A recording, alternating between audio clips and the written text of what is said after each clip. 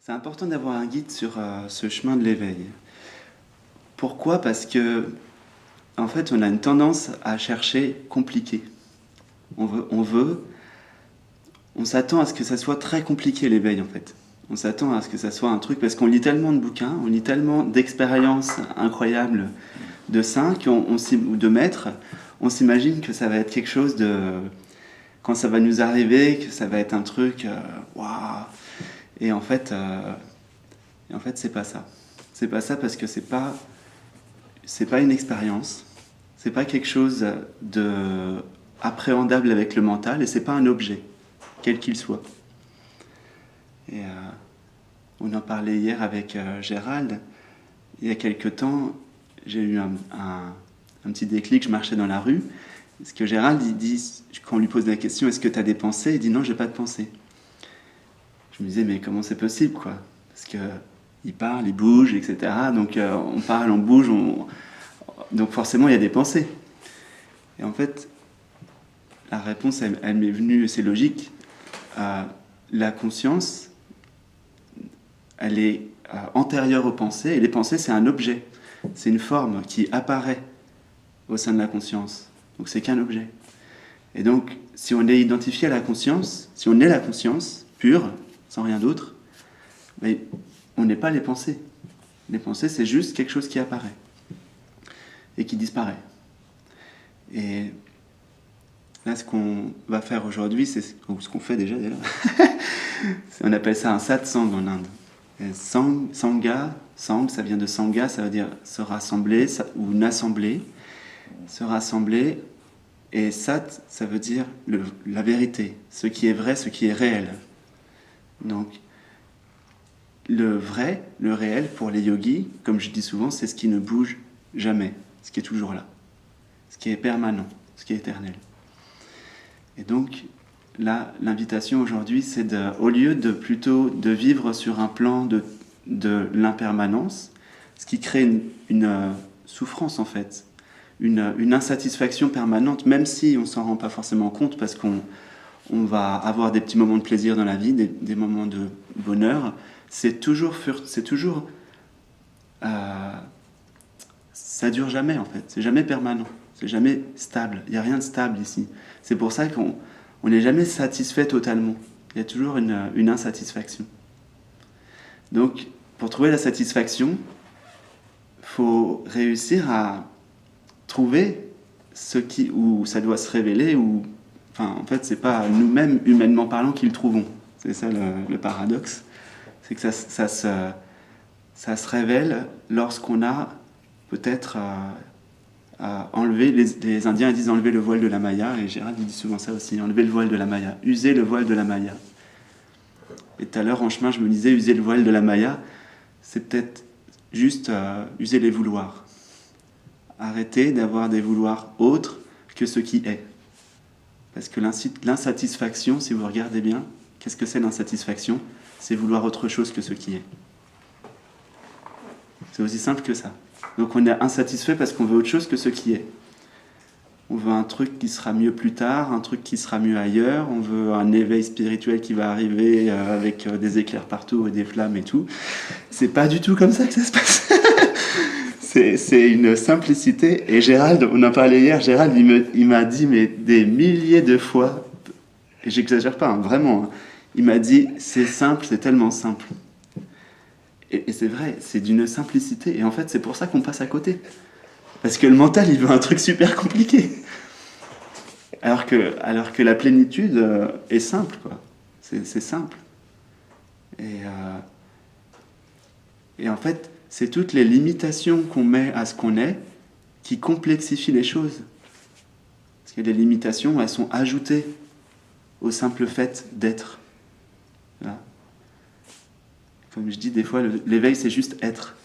Il n'y a rien de plus, il n'y a rien d'ajouté, quoi. C'est juste être, tout simplement. Et justement, on peut rien ajuster. Voilà. C'est vraiment juste ça, quoi. Juste ça. Donc, il n'y a même pas la place pour un personnage qui fait en fait, à la fin, même le personnage qui fait un chemin spirituel doit tomber. Il n'y a même pas la place pour ça.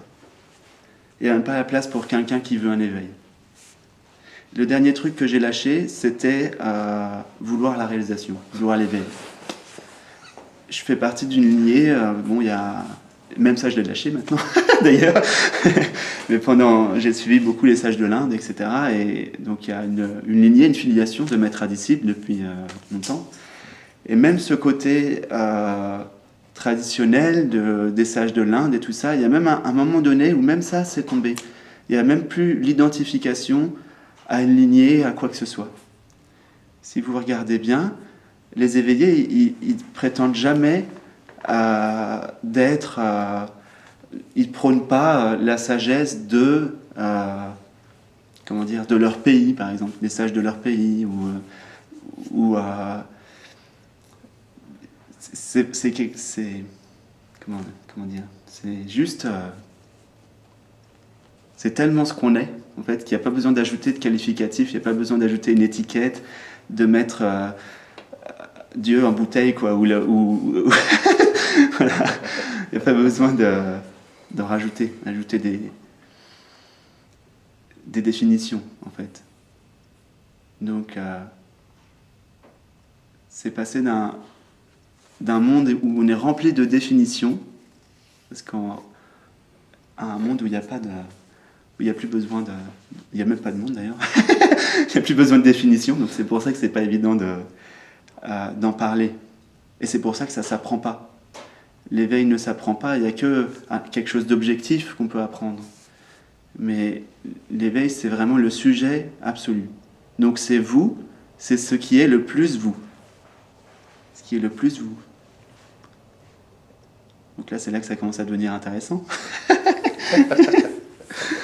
Si je vous dis qu'est-ce que vous êtes, donc, alors au début, bon, vous allez me dire peut-être je suis mon nom, donc vous allez sortir votre identité, donc je m'appelle un tel, j'ai tel âge, etc. J'ai telle histoire personnelle.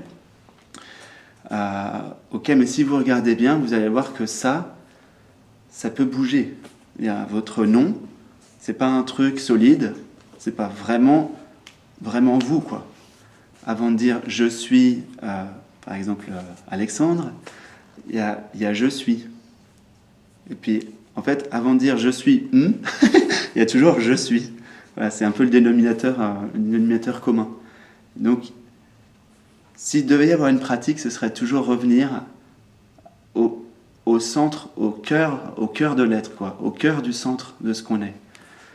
Vraiment, s'il devait y avoir une pratique, dans un premier temps, ce serait ça. C'est pour ça. Et alors, il y a plein de voies d'introspection. Ça, il y en a plusieurs. Hein. Ça peut passer par... Le but, c'est d'essayer de déconnecter le mental pour essayer d'arrêter d'avoir les étiquettes et tout ça, puis pour rentrer vraiment au plus... Et encore même rentrer, ça veut rien dire.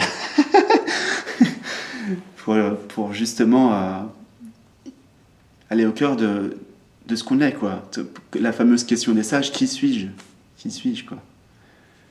Donc, qui suis-je ? Si j'enlève tout, qu'est-ce qui reste ? Voilà. Parce que les objets, bon, on peut les définir. Donc, on enlève tous les objets, qu'est-ce qui reste ? Ok, il va encore rester des perceptions, peut-être, ici et maintenant. Ok. Donc, imaginez, vous n'avez plus de mémoire, il n'y a plus rien, vous n'avez plus de passé, il n'y a plus de futur. Il n'y a que maintenant. Donc là, il reste des perceptions. Justement, on en parlait des perceptions tout à l'heure. Il y a des personnes qui sont sensibles au Wi-Fi. Donc, comme ici, on est dans un centre de coworking, voilà, il y a des sensations, il y a des perceptions. Déjà, quand on commence à être sensible au Wi-Fi, c'est qu'on a une appréhension vibratoire des choses. Donc, c'est bien, on arrive à percevoir ce qui est au-delà du visible. Donc, ça, c'est une étape importante sur le chemin, parce qu'on commence à percevoir qu'il y a énergie, il y a vibration. La physique quantique nous dit que tout est énergie, tout est vibration. Donc, c'est cool de percevoir ça. Il y a une certaine unité vibratoire. On vit dans un champ vibratoire. Mais ça ne répond toujours pas à la question. Parce que c'est une perception encore. Il y a vibration et il y a quelqu'un qui voit, ou ceux-là qui voient la vibration.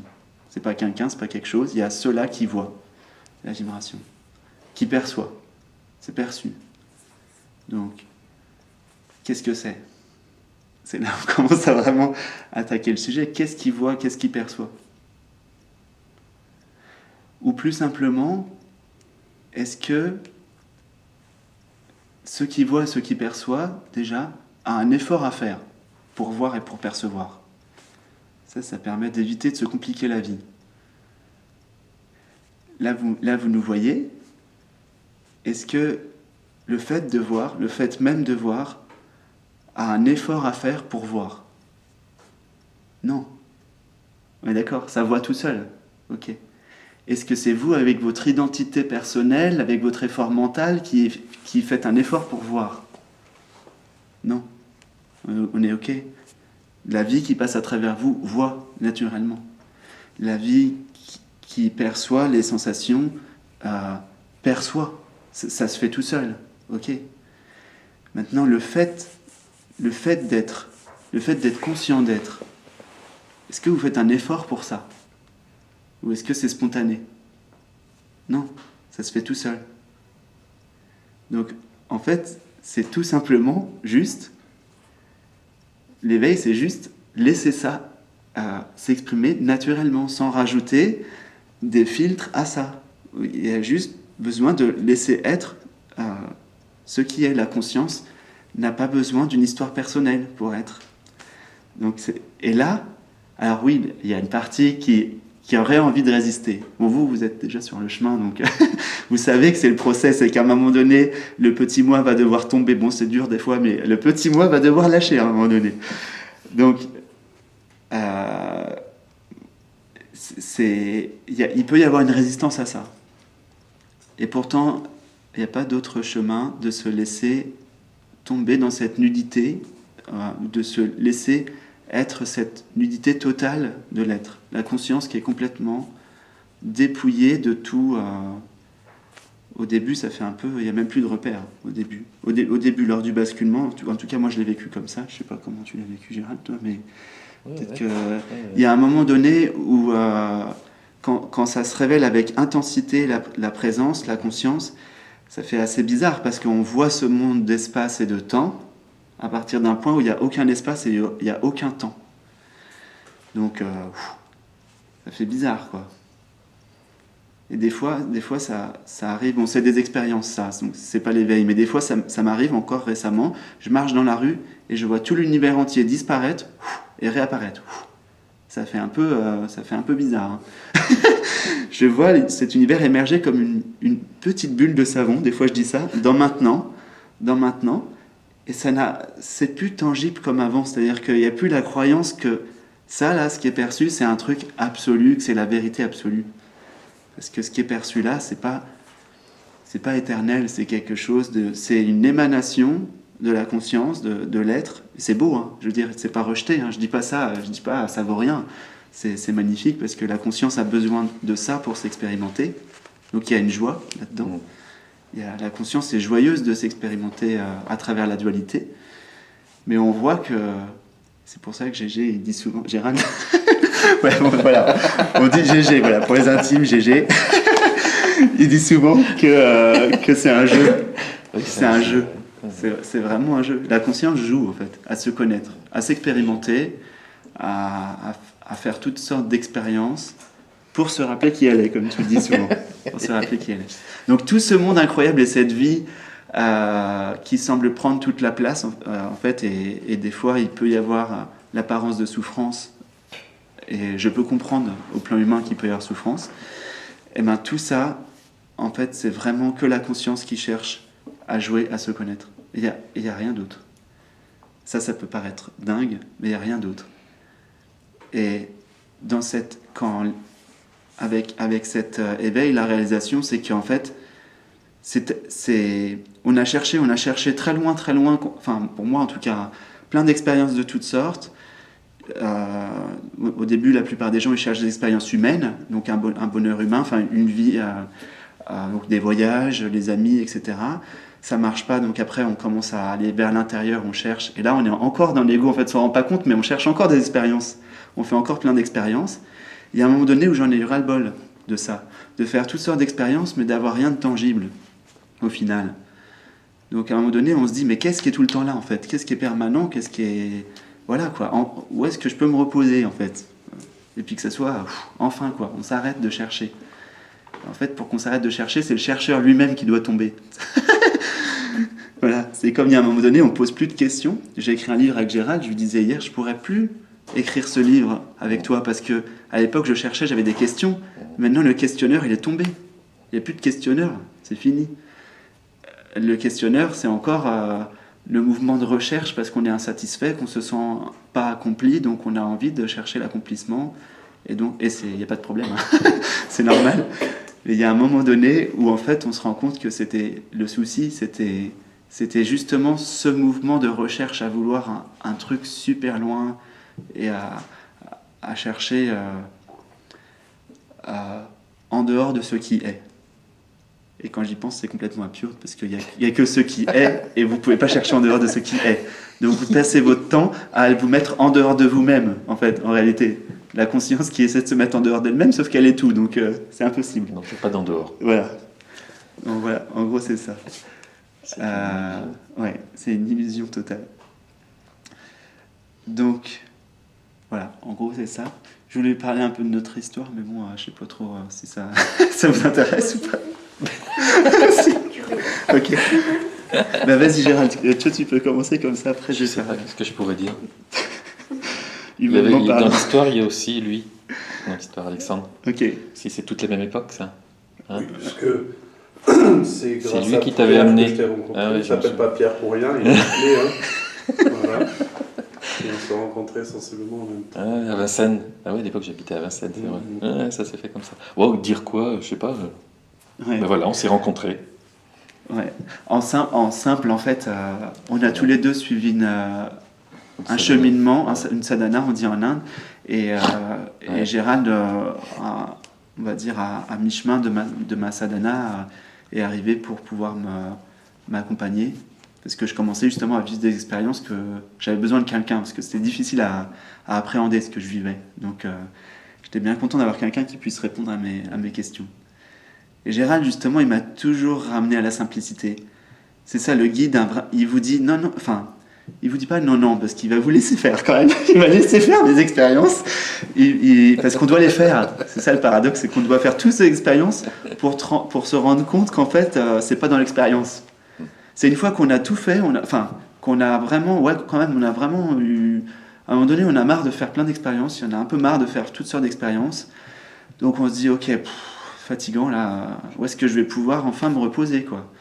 Où est-ce que je vais pouvoir enfin trouver le truc qui bouge pas, le truc solide, quoi? La pierre d'angle, ils disent dans la Bible, que les bâtisseurs ont rejeté. Ça va loin, ça. C'est ça, c'est exactement ça. On rejette le truc le plus simple, on rejette par exemple maintenant. On vit toujours ailleurs, on vit toujours, on pense que ce sera toujours mieux à un autre moment que maintenant. Alors que là maintenant tout de suite tout est complet, tout est accompli et réellement, réellement du point de vue de la réalité telle que c'est, il n'y a rien à faire là maintenant tout de suite pour que vous soyez ce que vous êtes totalement. Rien du tout. C'est déjà fait. La seule chose qu'il y a à faire, c'est d'enlever la croyance qu'il y a quelque chose à faire. Voilà, c'est vraiment juste ça, quoi. Juste ça. Et c'est pas un truc mental. C'est vraiment juste accepter ce qui est comme c'est. Et dans ce qui est comme c'est, regardez bien. Vous n'avez pas besoin de votre histoire personnelle et de votre bagage émotionnel sur les épaules pour juste voir ce qui est, goûter ce qui est, vivre ce qui est pleinement et savourer ça. Et c'est tout. Et là, il y a de la joie dans le fait de ne rien être en particulier le personnage qui vit son histoire, mais juste de goûter la présence. Voilà. Pas d'identification. Pas d'identification, exactement. Donc, bon, on peut commencer directement avec les questions, je pense. On peut y aller. On peut y aller.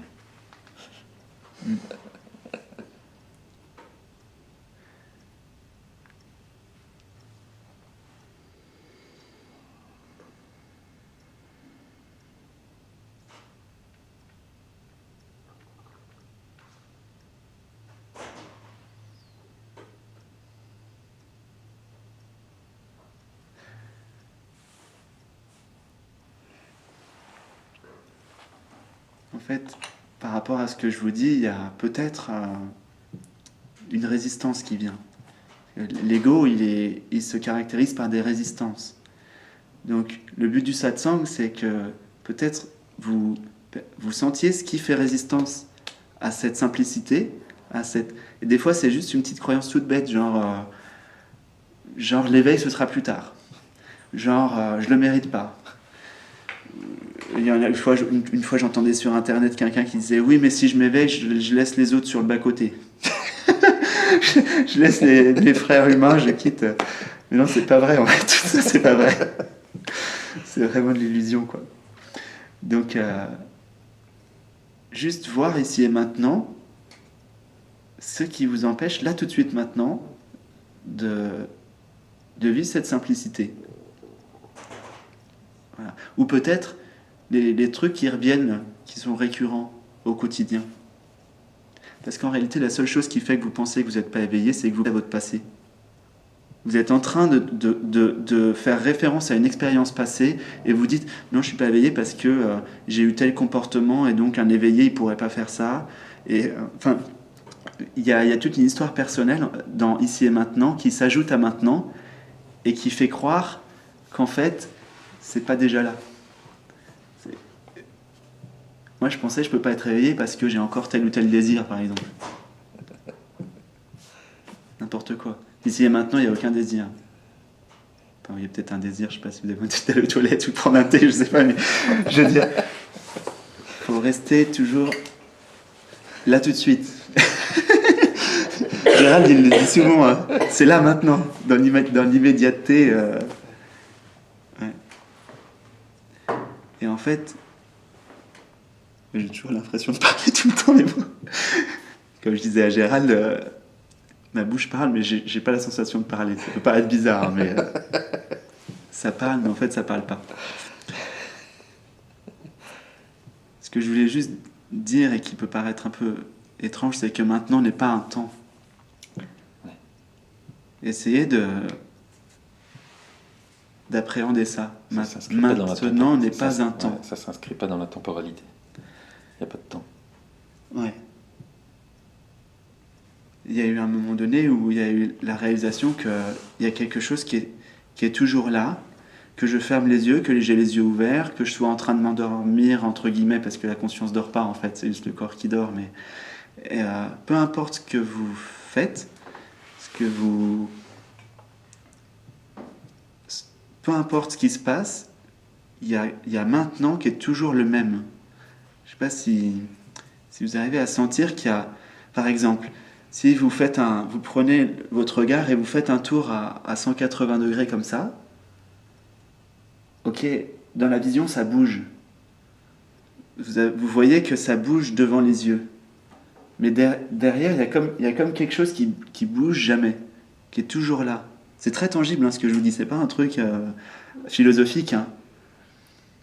C'est ça là, qui bouge jamais, qui se révèle. Et en fait, à un moment donné, ça englobe même la vision.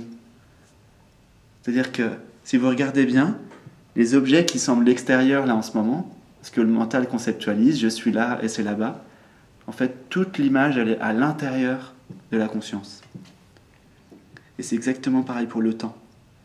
Le temps, le mental, il met une petite croix et dit ça c'est le point A, et ça il fait un petit trait, mais ça c'est le point B. Ok, le mental, il dit ça. Donc il y a A et B, et ça c'est le temps. Donc on imagine une petite frise, là, comme quand on était au CP, la préhistoire, le Moyen-Âge, etc. Et puis moi, je suis là. Puis on s'inscrit dans tout ça. Et tout ça, on le porte, hein, on s'en rend pas compte, mais on porte le temps, en fait. C'est fatigant. et on oublie complètement qu'il y a une feuille blanche sur laquelle on a fait la petite croix A et B, et la feuille blanche, elle bouge pas. Et la feuille blanche, c'est maintenant. Et la feuille blanche, elle inclut, pas que A et B, elle inclut tout en même temps. C'est ça qui est... Donc la conscience inclut tout en même temps dans le temps et l'espace. C'est absolument tout. Tout ce que vous voyez, ça apparaît à l'intérieur du fait d'être conscient. C'est clair ? Si vous enlevez la conscience, il reste quoi ? Il reste rien. Ok.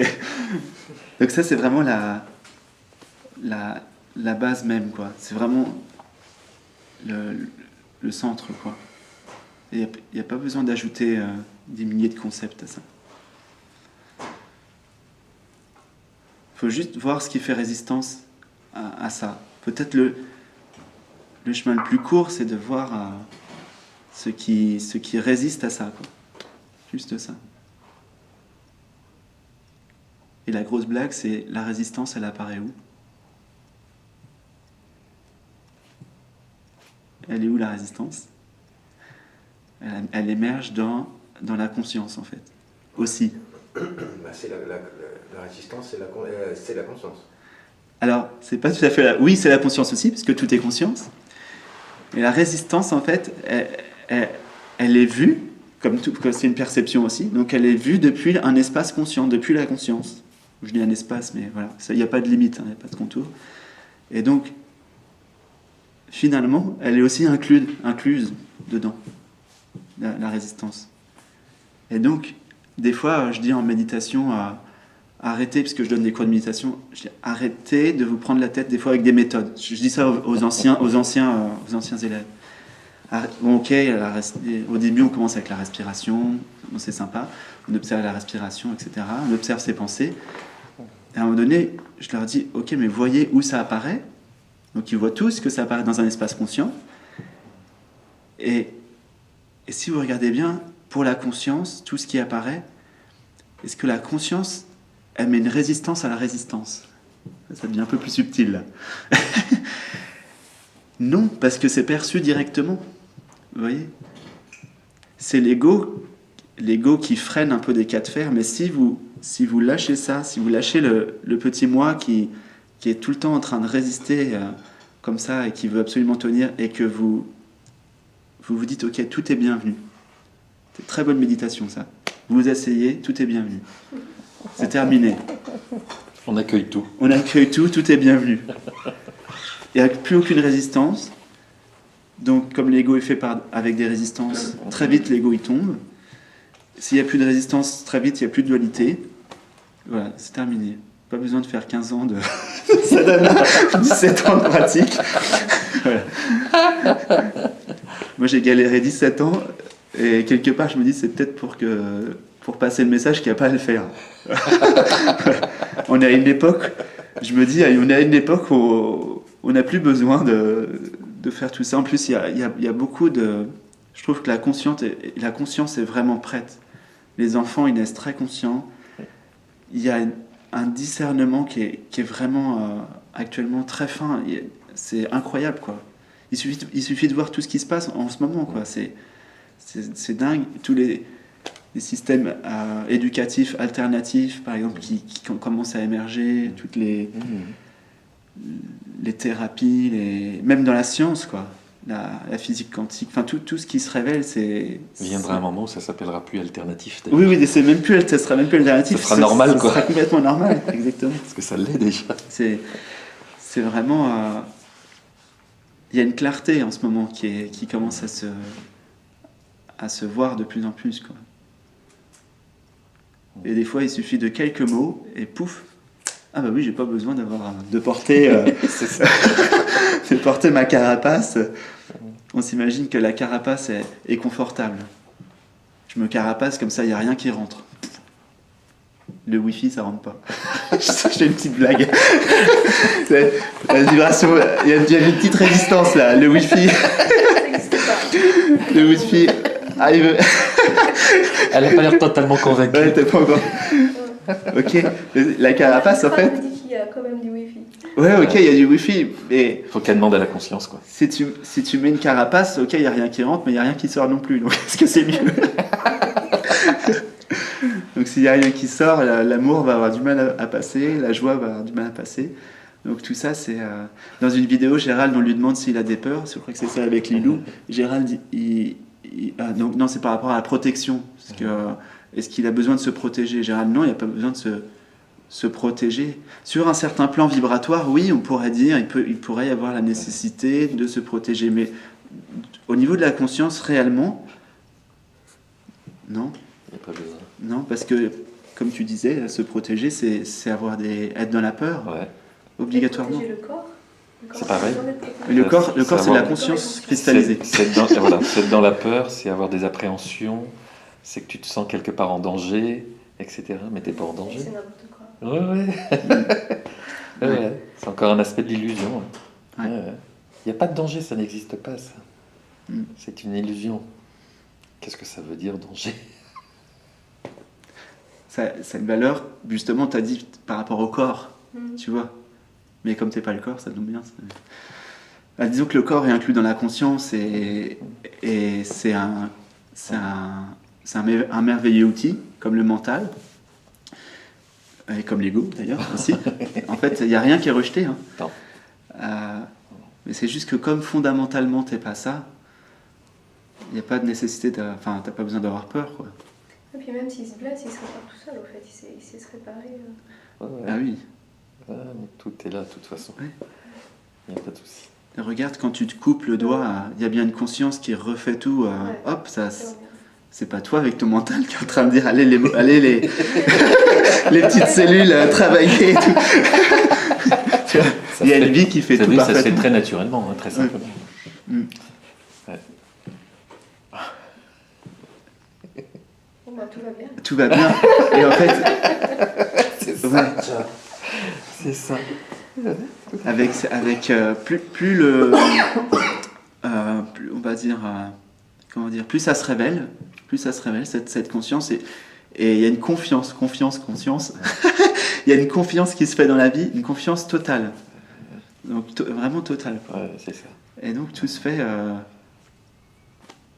tout se fait quoi. Tout se fait parfaitement et souvent on pense qu'il faut se débattre dans la vie, qu'il faut lutter pour réussir à réussir à avoir un accomplissement et puis que ça se passe bien dans la vie. Et en fait, plus on révèle ce qu'on est, et plus naturellement, dans la vie, ça coule. Et en fait, le rôle de la vie, en fait, c'est ça qui est assez marrant, c'est qu'on pense que on va pouvoir avoir une vie matérielle accomplie et s'accomplir dans la vie, alors que c'est en fait, enfin la conscience va s'accomplir dans la vie, alors que c'est l'inverse. C'est la vie qui sert la conscience à s'accomplir. C'est pas comment dire. La vie, c'est un outil aussi. La vie, ici, ce monde-là, c'est là juste pour révéler ce que vous êtes. Le but, c'est pas de réussir sa vie sur le plan humain. La conscience s'en fiche de ça. Et d'ailleurs, vous pouvez voir, il y a des pays où les gens, ils sont. Hier, j'entendais au Vietnam, ils ont rien, ils sont toujours contents. Parce que la conscience, elle n'a pas besoin d'avoir. Après, si vous voulez être dans l'abondance matérielle, il n'y a pas de problème, vous l'aurez. Mais vous l'aurez d'autant plus que vous cherchez d'abord là, à ce que ça se révèle ici, et après tout le reste, ça vient. Voilà. Bon, Jésus l'a dit, je sais. mais c'est vrai. On cherche premièrement le royaume, et tout le reste vient de surcroît. Et le royaume n'est pas de ce monde, il dit aussi. Donc ça ne se cherche pas ici. Enfin, ici sert à révéler ce qu'on est, mais ce qu'on est n'est pas d'ici, parce que ce qu'on est, c'est en dehors du temps et de l'espace, fondamentalement. Donc c'est au-delà. Mais ça inclut tout. C'est ça qui est un peu bizarre. Il y a un paradoxe. C'est difficile à appréhender, quoi. En tout cas, ça peut être vu comme un paradoxe. Donc, au début, au début, quand même, ça fait un peu bizarre, ce paradoxe-là de sembler être dans un temps et un espace, alors qu'en fait, il n'y en a pas. Il y a que maintenant, il y a que être, il y a que la conscience, puis il y a l'apparence d'un corps qui évolue dans le temps et l'espace, d'un vieillissement. Et ça, c'est pareil, il peut y avoir des peurs par rapport à ça, au vieillissement, surtout dans notre culture, ça, où on cache la mort, on cache tout ça. En réalité, il n'y a pas de mort. Et une fois, je disais à ma grand-mère elle a 92 ans. Je lui dis, mamie, bouge pas, reste tranquille dans ton fauteuil, tu te cales bien, ok. Bon, tu sens ton corps, non, ça va pas trop, je me sens bien. Donc je lui dis, mamie, dis-moi maintenant tout de suite, là maintenant, est-ce que tu te sens avoir 92 ans? Non. Si. Quand tu la vois aussi, Non. tu la vois. Elle court comme un lièvre. À 92 piges, elle n'a pas de canne, rien du tout, faut l'avoir fait. Le jardin tourne la terre et tout. Mais c'est juste... C'est extraordinaire, tu vois. Ouais. Elle est bien consciente. Hein. Mm. C'est carrément ça, quoi. Alors je sais pas si ça vous fait ça à vous, mais moi quand on me demande mon âge depuis toujours, en fait, ça me demande une réflexion. Quel âge t'as? Alors attends, hein? Ah oui, ok, ouais, j'ai cet âge-là. Voilà. Et en fait, ça prouve bien que c'est faux. Bien sûr. Maintenant, je vais vous poser une autre question. Est-ce que vous êtes?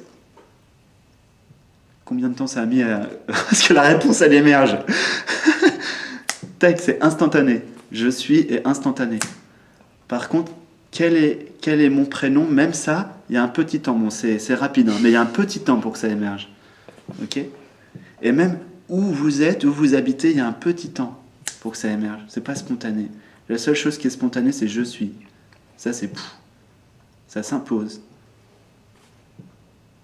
Des fois, C'est pour ça ouais. que la question du qui suis-je, en fait, on devrait remettre les choses telles qu'elles sont, parce que Soham, ça ne veut pas dire qui suis-je. Mm. C'est ce que tout le monde pense. Ça veut dire moi quoi. Oui, Exactement. exactement. Ouais. Donc ça veut bien dire que le moi quoi cache ce sentiment d'être où il n'y a même plus de jeu personnel. Ouais. Donc même quand on pose la question qui suis-je, ça voudrait dire qu'il y aurait un jeu qui serait encore quelque chose. Ouais. Donc ça, encore une fois, c'est encore un des mots qui a été mal traduit pour moi. Ouais. Et c'est important, parce que quand on dit moi quoi, Ouais. là on est vraiment sur... Ouais. ça pointe là où il faut, enfin s'il y a un Ouais. endroit où il faut pointer quelque chose. D'ailleurs, c'est un excellent exercice, Oui. Soham. Mhm. Ça va dans les deux sens, hein, parce que Amso aussi. Mhm. On peut le faire dans les deux sens. Et en fait, toute la blague, c'est que justement, le jeu a... Donc en fait, dans la vie, on dit souvent, il y a toutes sortes d'expressions, genre ça me met hors de moi, toutes sortes d'expressions qui vous montrent qu'en fait, il y a comme deux jeux. Ça paraît complètement dingue, donc on est deux en soi, quoi. On se parle à soi, donc, voilà. Donc, et effectivement, la question du moi quoi pose la question du moi, et en fait, c'est comme s'il y avait quelqu'un qui voyait ce moi, quoi. Ça paraît complètement dingue, quoi. Et là aussi, il y a un grand paradoxe après la réalisation, c'est qu'en fait, là, je vous parle, donc il y a l'apparence d'un jeu, d'un jeu personnel, on dirait qu'il y a une personne, et pourtant là, en ce moment, sans faire aucun effort, pouf, je suis dans un espace, là je vous parle à partir de là, en ce moment même, où on peut rien dire, tu vois, j'essaie même de dire il y a, et la seule chose que je peux dire c'est il y a 3 points de suspension, et encore même pas. Donc c'est vraiment ça. C'est vraiment C'est ça. perturbant parce que Gérald nous disait souvent il n'y a pas les mots. Ah non. Et pendant longtemps, je me disais non mais attends. C'est Il y a exactement forcément des mots. Allez, de charrier. Il y en a forcément. Et c'est vrai que quand il y a certaines expériences qui se manifestent, et je mets des guillemets parce que ça veut rien dire, encore une fois, il n'y a pas de mots, on ne peut pas expliquer un jeu qui serait impersonnel. C'est un paradoxe, c'est complètement, et c'est un jeu qui a toujours été là, et qui englobe tout, mais qui englobe tout sans être dans un rapport entre moi et toi. Donc on peut mettre tous les mots qu'on veut, dans tous les sens qu'on veut. Effectivement, ça n'est pas dissible, mais c'est innommable. et la force de ce que moi j'ai, enfin même quand je dis moi j'ai, ça veut rien dire encore une fois. Mais il y a cette force d'être pleine, mais pleine de rien, parce qu'il n'y a pas de sujet. Ouais, Donc, comment on peut expliquer même ça rien quand avec tu des dis ça, mots? c'est Mais oui, trop. mais Je dis tous ça les des mots fois, que je peux rien mettre c'est dans trop. n'importe quel sens, ça essaye d'expliquer, mais ça ne peut pas Ouais. remplacer cette expérience. C'est pour ça que le mot dont on parlait au début, tu as expliqué le mot satsang, Ouais. tu as parlé de sat, donc satya, la vérité, Ouais. mais encore une fois, ce mot-là, en sanskrit, le sanskrit a plusieurs niveaux. Oui. Satya, ça veut dire la vérité, mais c'est pas la connaissance de quelque chose qu'on a appris, c'est quelque chose qu'on a expérimenté. Exactement. Et l'expérience, finalement, elle remplace tous les mots. C'est pour ça que tous les maîtres disent, et le Bouddha le disait aussi, je peux vous amener à la source, mais je ne peux pas boire pour vous. On a beau expliquer 45 fois le goût d'une orange à une personne qui n'en a jamais mangé, tant qu'elle n'aura pas mangé l'orange et qu'elle n'aura pas fait cette expérience. Donc on peut en parler, on peut en discuter ça, mais comment transmettre, comment parler de quelque chose qui est expérimenté C'est par excellent. quelqu'un qui n'expérimente pas, en fait. Ouais. En fait, Donc on se tourne dans tous les sens, mais c'est ça, mais c'est en même temps c'est très drôle et là du coup le mot du jeu J-E-U prend tout son sens. Parce que c'est une espèce de Rubik's Cube sur lequel on galère. Après, il faut juste enlever les étiquettes et c'est ok. Finalement. Mais au début, ça c'est une prise de tête. Et je pense qu'effectivement, c'est là où le sens, tu disais, finalement, ça sert à rien d'avoir fait toutes ces pratiques, etc. Peut-être oui ou non, on s'en fout. L'histoire, en tout cas, c'est que peut-être que ces pratiques, elles permettent de voir un peu les rouages, essayer de voir par quel sens on peut prendre le truc, jusqu'au jour où on s'aperçoit qu'en fait il n'y a pas de sens, parce qu'il n'y a rien à prendre. Il n'y a pas de rouage. Mais il faut peut-être passer par tous les endroits je pense que c'est surtout... qui sont des voies sans issue, en tout cas, pour finalement qu'à un moment donné, ça lâche. Ou peut-être pas. Ou pas. Ou pas. Ou pas. Ça dépend. Tout à fait. Je sais pas. Ouais, Tu vois, c'est... En fait, quelque part, la fleur fleurit quand elle est mûre pour fleurir. C'est ça. Ça, c'est dur pour l'ego, mais après, si vous êtes, si vous êtes là, c'est que forcément, la fleur est en train de fleurir. Forcément. Parce que la question, en fait, la question et la réponse sont une. À partir du moment où la question se pose, c'est que la réponse, elle est déjà là, en fait. La réponse est déjà là. C'était marrant. Mais c'est une bénédiction, finalement, C'est une bénédiction. D'avoir cette question dont tu parles qui monte. Même si c'est souffrant pendant... Moi, Oui. c'est difficile. mais Oui. c'est la souffrance, justement, qui va nous permettre d'aller au-delà de la souffrance. Et c'est super ce que tu... Enfin, c'est marrant ce que tu dis par rapport au fait d'expliquer, parce que juste après cette réalisation, pendant bien 15 jours, 3 semaines, on va dire le dernier truc, la dernière accroche que j'ai eue avec le mental, c'était... Donc pendant 17 ans, je dis c'est quoi l'éveil, c'est quoi l'éveil, c'est quoi l'éveil. Une fois que ça se réalise, je me dis mais comment je vais expliquer ça? C'est vraiment le truc. En fait, tu peux pas l'expliquer. Comment tu peux... Et en fait, non, tu peux pas l'expliquer. La seule chose que tu peux faire, c'est justement amener à essayer de pousser à cette expérience. Et des fois, c'est pas peut-être par aussi la voie de la négation, comme ils disent en Inde, neti, ou la voie, par exemple, des fois je dis essaye de ne pas être, essaye de ne pas être là tout de suite. Tu vois, ou répète je ne suis pas, je ne suis pas, je ne suis pas. Et tu vas te rendre compte que c'est pas possible. Il y a une force qui s'impose, en fait. Il y a une force qui est là. Et en fait, tu es et c'est su. Ok, et maintenant, l'idée c'est quoi qui sait? C'est quoi qui sait que tu es? C'est ça qu'il faut... Et c'est pas... Donc là, on peut pas mettre de mots là-dessus. Est-ce que tu as... Mais c'est direct. Parce que ça me touche ce que tu dis. Ouais. Est-ce que tu dis... Tu es et c'est su. Et dans ce que j'ai ressenti, il y a aussi... J'ai toujours su. Ah oui, j'ai toujours su. Est-ce que tu as eu... Ah ouais. Bon, c'est difficile de mettre des mots des fois. Mais tu vois, ce truc de... Oui. Ça a toujours été là. Ouais. C'est un peu ballot d'ailleurs. Oui, mais c'est ça. Tu te dis, c'est pas possible. Et au-delà de l'expérience de ce Corsi et du nom, du prénom, tout ce que tu as dit tout à l'heure, et tu te dis, putain, en fait, ça a toujours été, et j'ai, entre gros guillemets, toujours su ça. Oui. Mais c'est très fort, en fait. Oui. Et tu te dis, mais c'est pas possible. Ouais. En fait, je me suis pas dit c'est pas possible parce qu'au début j'ai pas compris ce qui se passait parce qu'au début en fait j'ai pas compris. J'ai juste vu que j'étais très conscient tout le temps, sans aucun effort, Et donc je répétais à ma compagne, je comprends pas ce qui m'arrive, je suis tout le temps conscient, mais hyper conscient, quoi. Le maintenant était tellement intense au moment du basculement, et ça a duré des jours et des jours, que j'avais du mal à m'extraire de maintenant, quoi. C'est l'inverse de... Ça me demandait des efforts pour conceptualiser maintenant. Donc, et quand vous cessez de conceptualiser, tout devient enthousiasme et émerveillement. C'est-à-dire que vous prenez une petite cuillère, vous êtes là, waouh, les reflets dans la petite cuillère, enfin, je veux dire, tout devient incroyable. Mais ça, c'est une expérience encore. Après, ça se remet en place, une espèce de... Et en fait, il y a aussi une chose qui est certaine, c'est que c'est vraiment dans le cœur. C'est vraiment dans le cœur. C'est pour ça que depuis, je fais un peu des... j'en parle souvent de ça et j'insiste là-dessus. Mais pas le cœur, évidemment pas le cœur physique. Hein. Mais c'est dans le cœur, que ce que je veux dire par cœur, c'est que c'est par l'amour. Et l'amour, ce que j'ai compris, avec et pas une compréhension mentale, hein, mais vraiment vécu, c'est que l'amour est unité.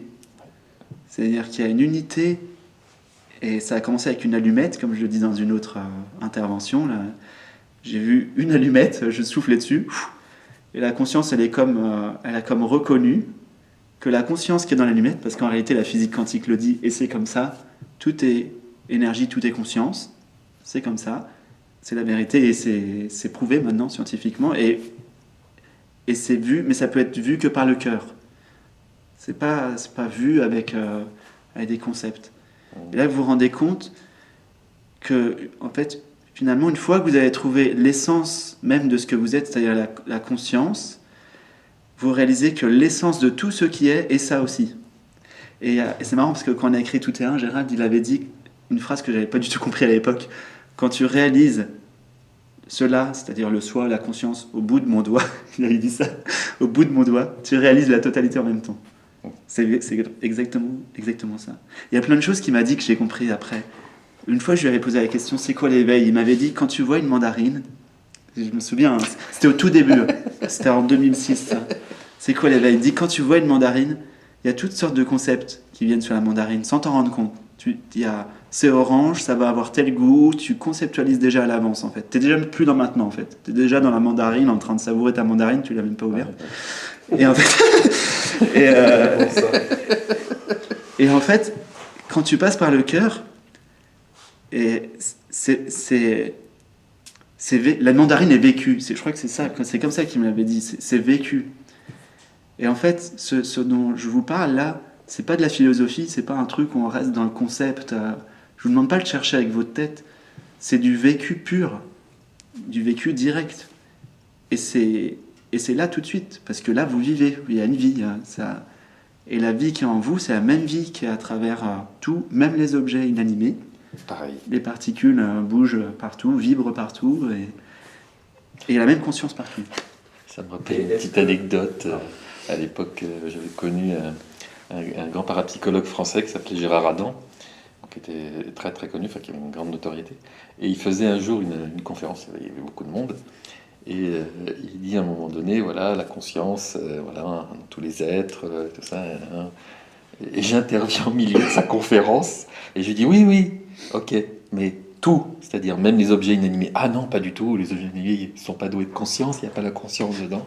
Donc j'ai un peu perturbé, j'allais dire, la conférence, parce que j'ai continué à insister. Et quelques semaines après, il faisait une autre conférence, et il dit, donc j'avais été invité par lui, il dit, la conscience, tout est conscience et tout ça, même les objets inanimés, vous savez. Et du coup, c'était énorme, parce qu'il y a eu une prise de conscience, voilà, c'était marrant, quoi. Ça m'a fait beaucoup rire, cette histoire avec les objets inanimés. Et dans cette conscience dont tu parles par rapport aux objets, etc., et qui paraît être différente de ce qui était avant, entre guillemets, dans ta façon de le vivre en tout cas, est-ce que tu es passé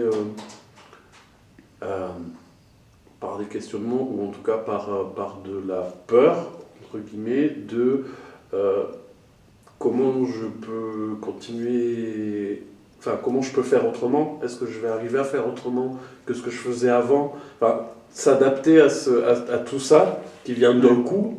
On t'a dit que ça a duré pendant un certain temps, de dire faut que je taffe, faut que j'aille faire les courses. Est-ce qu'il y a des choses comme ça qui viennent à un moment donné où, ou que pas forcément te submerger, mais passer par ces choses-là, se dire que parce qu'il y a des gens qui ont eu des expériences aussi comme ça et qui se sont enfermés et puis on les a plus jamais revus. Quoi. Ouais. Donc, est-ce qu'il y a un choix à un moment donné, se dire ok, salut les gars, je pars dans une grotte ou je continue comme c'était, comme habitude. Enfin, tu vois, comment est-ce que je veux dire? Qu'est-ce qu'on fait? Tu vois, le planning, comment on le gère à un moment donné, si planning, c'est une question purement vraiment de logistique en fait de la vie de tous les jours, mais parce que moi ça, en ce moment c'est très ça, et aussi par rapport à des émotions, parce que je me dis il faut accueillir tout, donc à un moment donné s'il y a une colère qui se présente, comment elle se manifeste et comment je l'exprime, parce que si je l'exprime pas, après moi c'est mon corps qui... Voilà, on va en parler, c'est important. Donc tu vois, il y a aussi ça, parce que oui, c'est une identification à quelque chose, donc je décide de me mettre en colère à ça, mais à un moment donné c'est là, donc comment j'accueille ça, parce qu'on dit toujours que c'est pas bien, que c'est mal, etc. Donc l'amour c'est bien, la colère c'est pas bien, tu vois, on est encore dans un truc... Donc il y a tous ces questionnements qui sortent, tu vois, genre tu ouvres une page et puis il y en a plein qui s'ouvrent, quoi, du coup, tu vois, donc voilà. Il y a 25 questions dans mais le truc de se dire justement qu'il y a la colère, ou ça c'est bien, c'est pas vrai, c'est toi-même qui te dis que c'est pas bien. Donc c'est pas, faut même pas chercher à aller là, basta. Parce que, c'est pas, c'est des mots à moi, hein, je suis pas du tout... mais si c'est là, c'est qu'il y a une bonne raison. Enfin, c'est qu'il y a une bonne raison. Enfin, c'est qu'il y a une raison. C'est ce que je me dis.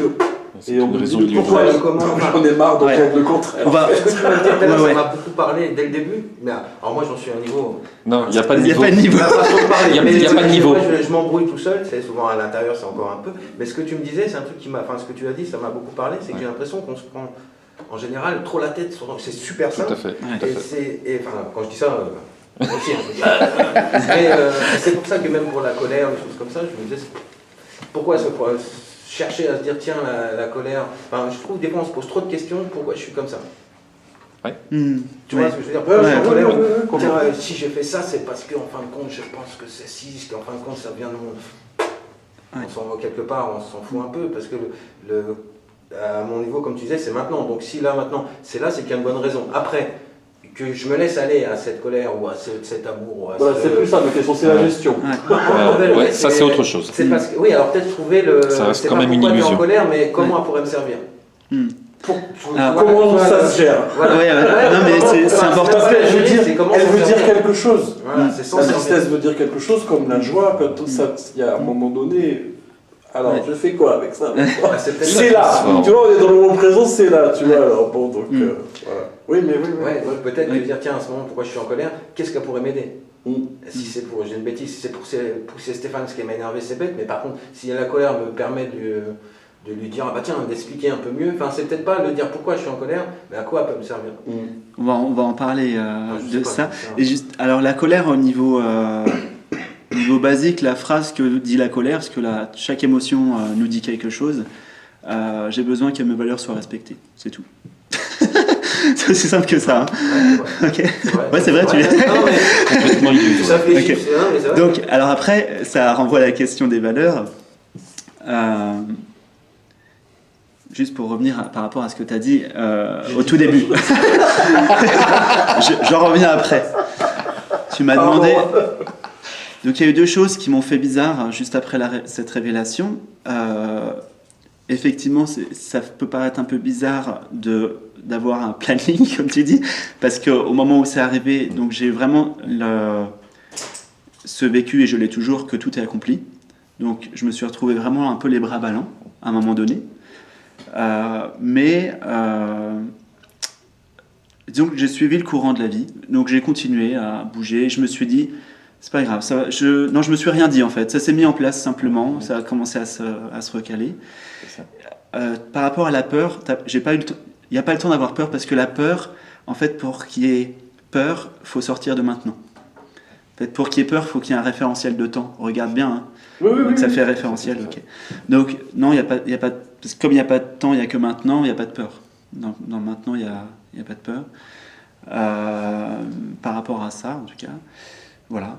Et puis, par rapport aux émotions. Alors, ce qui est marrant, c'est que on continue à vivre normalement, et notre vie, la plupart de nous ont une vie teintée de mental et d'émotions. Bon, on est d'accord. Je peux prendre un exemple qui m'a fait très bizarre. Ça a été la sexualité après l'éveil, par exemple. Là où ça a vraiment fait bizarre, c'est de me rendre compte qu'on peut avoir une sexualité, c'est-à-dire sur le plan humain, et voilà, de vivre ça. Et pourtant, j'étais, et je suis toujours d'ailleurs, dans un plan où rien ne bouge intérieurement. C'est-à-dire que en plein rapport, quoi. T'es dans un état, et là, et c'est sacré. Et là, ça fait bizarre. Hein. Parce que moi, qui viens à 19 ans, j'ai voulu faire... en fait, pendant 17 ans, grosso modo, j'ai toujours essayé osciller... Enfin, peut-être pas 17 ans, les 3 dernières années, ou les 2 dernières, non. Mais pendant 15 ans, j'ai oscillé entre moine, pas moine. Donc, parce que pour moi, il y avait un truc, c'était pas... voilà. Et là, j'ai compris qu'en fait, je peux tout faire, je serai toujours le même. Je peux tout faire. Et à tel point que j'ai eu cette pensée... Bon, elle n'a pas duré longtemps, mais j'ai eu cette pensée qui peut paraître dingue. Je me suis dit... j'espère que les gens ne vont pas prendre ça au pied de la lettre, mais je me suis dit, je pourrais même prendre un pistolet et tuer plein de gens. Par exemple, si je devais... voilà. Bon, dans une condition où j'aurais besoin de faire ça, je pourrais le faire, et ça ne changerait rien à ce que je suis. J'ai compris la Bhagavad Gita qui dit, tu peux tuer... en fait, il y a ni naissance ni mort. On ne peut pas tuer l'âme qui est mortelle. Alors, évidemment... Krishna le dit. Quand tu es identifié au karma, c'est pas terrible. Sauf si, évidemment, il y a un cas où ça doit être fait pour... bon, bref, il y a tout un tas de contextes. Mais du point de vue de la conscience absolue, tout est sacré, tout est possible. Et ça n'impacte jamais sur ce qu'on est. Et donc, ça fait bizarre. Parce que les dernières petites choses que je trouvais peut-être impures, entre guillemets, et ça aurait pu être de la colère, comme tu dis... Jugement de colère, genre il y a une colère qui monte, et là ça pourrait être catalogué comme étant quelque chose de moins bien, de pas, je devrais pas faire ça parce que voilà, un éveillé ça fait pas ça, enfin, un éveillé ça fait pas l'amour, un éveillé ça a pas de rapport sexuel. Et en fait, alors après évidemment ça change, hein, le désir n'est pas vécu pareil. Les émotions ne sont pas vécues pareil. Un de tes maîtres t'avait dit qu'il fallait que tu choisisses. Un de tes instructeurs. Ah oui. Ouais. Entre la vie de couple oui. et la vie de renonçant. Quoi. Ouais. Ah, il me semble ça, bien. Oui, exactement. Et ça, c'est de l'illusion. Ah, totalement. La renonciation, en fait, c'est quelque chose de très beau et ça n'a rien à voir avec l'idée qu'on en a de renoncer, humainement parlant, à quelque chose. C'est pas ça. La renonciation... c'est juste de renoncer au petit moi limité et de tout englober, et de tout embrasser. La vraie renonciation, c'est quand on embrasse tout, en fait, quand on englobe tout. Et donc renoncer au petit moi. Et alors, donc, après la réalisation, il peut y avoir encore des mouvements humains, voilà, donc des mouvements intérieurs, donc des émotions qui peuvent émerger. Alors c'est très drôle parce que... c'est vu, pouf. Et alors là, tu vois la mécanique. En fait, comme on est dans une histoire de conscience, comme on est dans une affaire de conscience, la conscience voit. C'est pour ça que les premiers sages, on les appelle les rishis. La conscience voit très précisément, très clair, les mécanismes. Par exemple, la perception du toucher. Moi, j'ai redécouvert le toucher après cette réalisation. C'était un sens que je n'explorais pas trop. Donc et donc, rien que par exemple, je touchais une tasse, je disais, ouais, c'est vachement doux une tasse. Moi, je sais pas comment dire. Il y avait des perceptions qui étaient beaucoup plus fines, beaucoup plus accrues. C'est l'essence du tantrisme, en fait. Ouais, c'est ressentir les choses. Et en fait, quand tu vas au fond de la sensation, n'importe quelle sensation, on se rend compte que c'est vibratoire. Et si vous allez au fond de la vibration, qu'est-ce qui crée le mouvement vibratoire ? Là, ça va un peu loin, mais vous pourrez méditer là-dessus, par exemple, sur la vibration. Le mouvement vibratoire, c'est la joie qui le crée, en fait. C'est la joie. C'est l'expression de l'immobilité qui crée le mouvement. Et là, il y a de la joie. Si vous allez vraiment à la source même. Et donc, pour en revenir à ce que tu dis, l'émotion, ça veut dire ex movere en latin, je ne sais pas si tu savais, ça veut dire bouger hors de soi-même. Donc les émotions nous décentrent, ça me met hors de moi, comme je disais au début. Et ce qui est intéressant, c'est de voir comment ça se manifeste, quelle est cette mécanique. Alors, l'émotion, elle se manifeste dans le corps. Le corps est un merveilleux outil qui nous permet de conscientiser, c'est pour ça qu'on est là, avec un corps. Vous voyez l'émotion qui arrive, en général, si c'est un truc viscéral, justement, ça va être plutôt là. Ça parle bien, de toute façon, le langage courant, il y a une conscience derrière. Donc, ça va être ici. On va rentrer dans la sensation. Donc, l'accueil, c'est ça. Tu vas rentrer dans la sensation, au fond de ce qui se passe. Vraiment, comment ça s'exprime. Tu vas te rendre compte que c'est vibratoire, parce que tout est vibratoire, au fond de la sensation. Et là, ce qui va se passer, c'est que l'émotion, elle va avoir tendance à, moi j'appelle ça flasher, c'est-à-dire qu'elle va renvoyer des images qui ont à voir avec le temps et l'espace. Je ne sais pas si ce sera dans le futur ou dans le passé, mais en tout cas, ça a à voir avec votre expérience.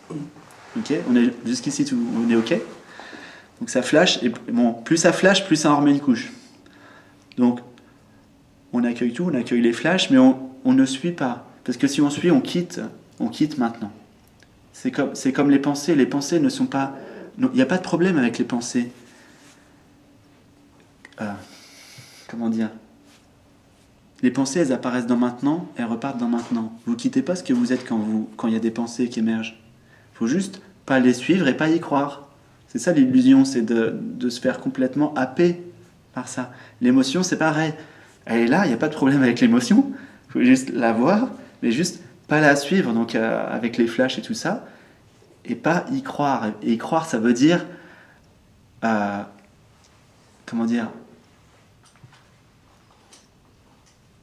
C'est pas de dire je suis... Parce que des fois, en fait, on pense je suis en colère dans le sens je suis la colère. Mais la colère, regardez bien, la colère, c'est un objet vu.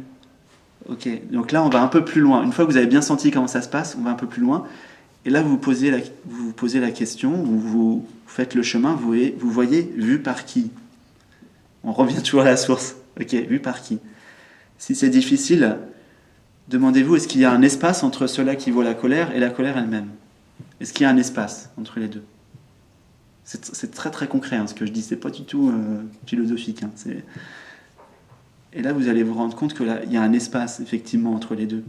Tout comme les pensées, il y a un espace, elles apparaissent dans un espace. Ou même il y a un espace autour, entre guillemets, de la colère. La colère, c'est un point dans un espace. Okay. Maintenant, la question fondamentale, c'est est-ce que l'espace, il est affecté ? Et là, vous allez regardez bien, vous allez voir que l'espace, il n'est pas affecté. Donc la colère, elle va vous aider à vous éveiller, comme tout d'ailleurs. La vie est bien faite, Tout vous aide à vous éveiller. À partir du moment où vous prenez conscience qu'il y a un espace qui perçoit et qui n'est jamais affecté par ce qui est perçu, là, vous vous réveillez. C'est juste ça. Et il n'y a pas d'autre moyen. La fuite, ça ne marche pas. Le schéma de compensation, je vais prendre un gâteau au chocolat, ça peut marcher temporairement, mais ça ne marche pas bien longtemps. Ça ne marche pas. Le seul moyen de s'éveiller, c'est de voir. C'est de voir le mécanisme, de voir comment ça fonctionne. C'est pour ça que Rishi, c'est ceux qui voient. C'est simple. La sagesse, c'est juste de voir ce qui est vrai. C'est tout. La réalité telle qu'elle est. C'est très simple, en fait. Donc, ça vaut le coup d'aller se poser quand ça... La prochaine fois que ça arrive, dites-vous, chouette, une colère, allez hop, je m'assieds, je me pose, comment c'est la colère, allez, on y va. On va voir dedans, quoi. Oui, mais tout ce que tu dis par rapport à la colère, je vis ça. Ouais. Je vois très bien le mécanisme, je vois très bien et je ressens tantriquement ce qui se passe. Ok, super. 100% de ce que tu viens d'expliquer. Et, pour pas mettre mais, et il y a encore je sais pas quel mot mettre dessus, mais une énergie qui souhaite s'exprimer à travers ça. Certainement le petit ego dont tu parles. Et il y a aussi avec ça, et c'est vu très clairement, mais pour l'instant, je sais pas, enfin c'est moins qu'avant, je vois qu'il y a des périodes où ça doit absolument s'exprimer, des périodes où ça passe, et selon le mot, le contexte, c'est changeant, c'est pas quelque chose qui est tout le temps, mais si je creuse de plus en plus, il y a quand même cette... Alors, est-ce que c'est une croyance ou pas, j'en sais rien, tu vois, mais ce truc que si ça n'est pas exprimé, il y a quelque chose qui n'est pas entendu, il y a une frustration, il y a tout ça. La frustration aussi, c'est une émotion qui monte, etc. Mais ça se manifeste, et pour l'instant, même si c'est très bien observé, très vu, et que je vois bien ce qui est en train de se passer, tu vois, ça se passe encore. Tu comprends ce que je veux dire? Il y a encore ça. Une partie qui croit. Et Alors, il y a deux, c'est pas stable. Tu vois ce que je veux dire? Voilà quoi, tu vois. Il y a deux possibilités. La possibilité peut-être à court terme, ce que tu peux faire maintenant, c'est calmer un petit peu le jeu et exprimer la valeur qui n'a pas été ce qui t'a touché. Parce que voilà, peut-être que donc c'est sûr que c'est une de tes valeurs qui a été touchée, donc là tu peux l'exprimer. Essayer de l'exprimer le plus tranquillement possible à partir de l'amour. Voilà. Oui, bien sûr. Maintenant, oui, c'est une croyance en fait que ça doit être exprimé. Parce qu'en fait, qu'est-ce qui se passe? Et là, c'est vraiment, ça c'est magnifique. Toute émotion, c'est en fait une cristallisation de l'énergie, de la conscience qui crée cet état dans le corps. En fait, c'est une cristallisation, c'est une densification. Tout comme l'ego, hein, c'est une densification de la conscience en fait. C'est pour ça qu'on se sent limité et ça crée même dans le corps une certaine tension, quoi. Donc, si tu vas dedans et que tu y vas avec la conscience, c'est-à-dire métaphoriquement, on pourrait dire avec la lumière. Jésus dit, vous êtes la lumière du monde. Et que tu vas éclairer ça, donc on va dire l'ombre, entre guillemets, hein, mais c'est des mots. Hein.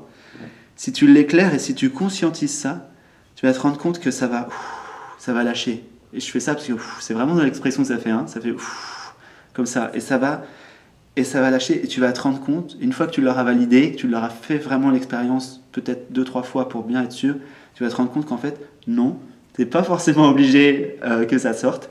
Ça peut lâcher. Ça peut lâcher complètement.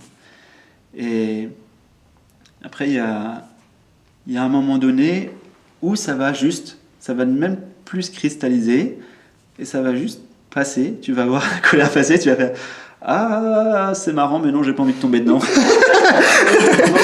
Tu es déjà là. D'ailleurs, ça dépend de... Ça t'est déjà arrivé d'ailleurs. Ce qui me fatigue, en fait, très honnêtement, c'est ces moments...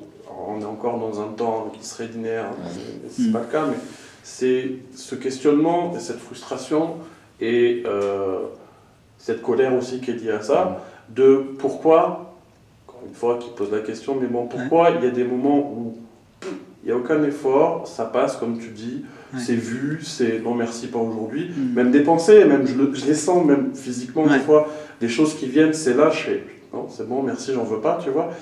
J'en veux pas, fais attention. Hein. Oui, non mais oui. Je ne m'identifie pas. Voilà, je m'identifie pas. À la place de je n'en veux pas. Ouais.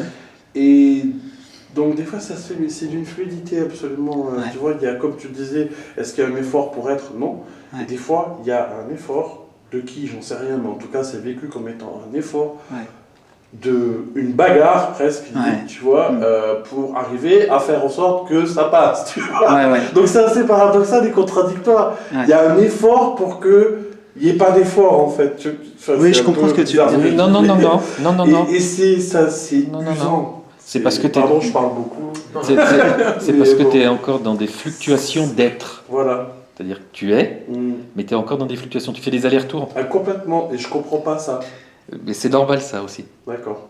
En fait, tu es en train de t'asseoir en fait. En fait, tu es en train de t'asseoir et t'établir, tu vois, progressivement comme ça, dans l'éveil. Putain, j'ai pas encore. Donc c'est fatigant, tu vois.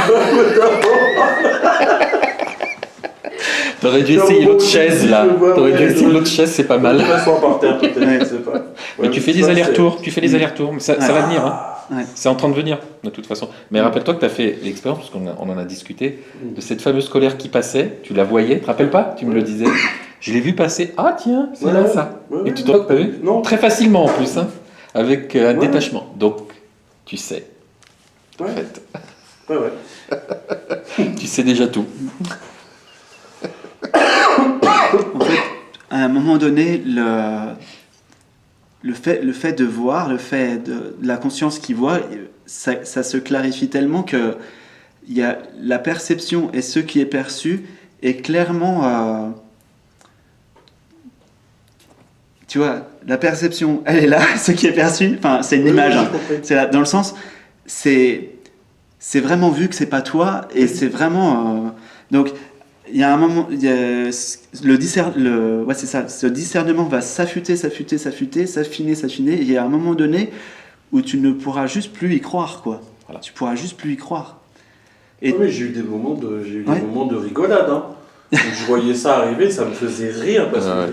comment j'ai On en a pu me parlé faire déjà. choper par ça et le lendemain, boum, allez, vas-y. ouais, Donc c'est un peu frustrant quand même. Tu vois, Ouais. des fois, tu te dis, donc tu Ouais. vois, ouais, Mais c'est voilà. déjà vécu. Donc, Oui, oui. à partir du moment où Ouais. c'est vécu, c'est là. en fait, Ça restera, ça partira jamais. ouais, exactement. Et la conscience ne laisse rien passer. Enfin, je veux dire, la conscience ne se laisse plus aveugler par rien. Même la poussière d'insatisfaction de quoi que ce soit, elle est tout de suite vue et elle tombe. Vous voyez, ça peut pas, Non. ça n'a pas lieu Ça d'être. n'adhère pas, ça glisse. Ouais. Ça peut plus. Donc même ça, si tu le sens, va voir direct. Par exemple, un jour où on est un peu plus fatigué, la fatigue, souvent, l'ego, il s'en sert un peu là. Donc, tu es fatigué, par exemple, là, j'ai pas beaucoup dormi. Et donc, je sens dans mon corps, il y a des trucs, hein, enfin, dans mon corps, dans le corps, il y a des trucs, et donc, il y a des petites tensions. Et c'est vu que c'est juste des objets qui apparaissent dans le champ de conscience, mais c'est pas du tout identifié comme étant moi, en fait. On s'imagine que l'éveil, c'est la libération du ressentir, parce que Bouddha dit c'est la fin de la souffrance. C'est vrai, c'est la fin de la souffrance. Oui. Il n'y a plus de souffrance. Il n'y a plus de souffrance parce qu'on est libéré de l'idée de la mort, on est libéré de l'idée de l'accomplissement d'une histoire personnelle qui n'arrivera jamais, parce que de moi personnel ne sera jamais accompli. Hein. C'est évident, il y a des multimilliardaires qui se suicident, donc, ou des champions, multi-champions olympiques qui sont pas heureux. Donc s'il y avait un accomplissement ici, ça se saurait, quoi, depuis le temps. Voilà. Donc l'idée, c'est vraiment, enfin c'est pas une idée, l'invitation, c'est vraiment de se rendre compte que il y a cette conscience qui est là, et il y a tout ce qui est perçu, et tout ce qui est perçu n'adhère pas, ou plutôt est à sa place, tu vois, est à sa place. Et il n'y a pas de problème. En fait, c'est cool. Et même la dualité, il n'y a pas de problème, tu vois. Même les choses qui nous paraissaient avant vraiment difficiles à porter et tout, il n'y a pas de problème. Il n'y a pas de problème avec le ressentir. Voilà. La souffrance est résolue, il y a encore un ressentir.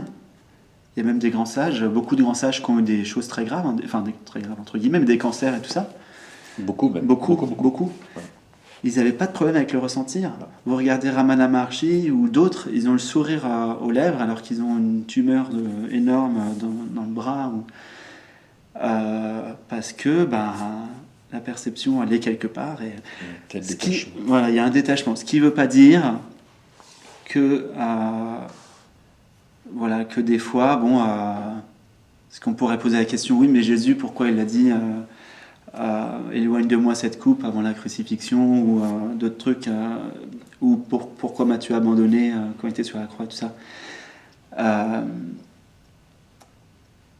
Peut-être, j'en sais rien, parce que je conceptualise pas, mais peut-être que dans des situations de souffrance extrême, il pourrait y avoir un petit quand même, j'aimerais bien quand même passer à autre chose, mais bon.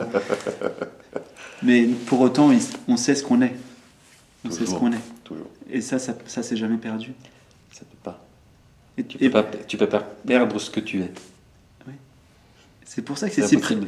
La conscience, c'est tellement précieux parce que parce que ça, on pourra jamais vous le prendre, on pourra jamais vous le voler, on pourra jamais. Ça peut pas être perdu, ça peut pas être tué, ça peut pas être ça veut rien dire, brûlé, ça peut pas être. Donc c'est pour ça que c'est essentiel. Je suis pas revenu à Paris depuis cette réalisation, et quand j'étais, je me suis pas posé la question, mais quand j'étais dans le métro, je voyais toute cette agitation, parce que ici quand même ça bouge plus que là où je vis, et c'était marrant parce que alors, je voyais tout ça, et c'est comme si ça mettait en relief encore plus l'immobilité.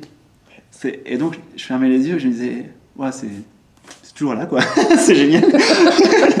C'est ça génial. Ne fluctue pas. Ça ne fluctue pas, malgré il pourrait y avoir. Et puis c'était hier ou ce matin, mais il y a eu un moment où il y a eu des gros, on était compressés. Et tout ça, c'était pour l'ego. Il y avait plein de gens qui gueulaient un peu d'ailleurs. Pour l'ego, ça peut être mal vécu, ça.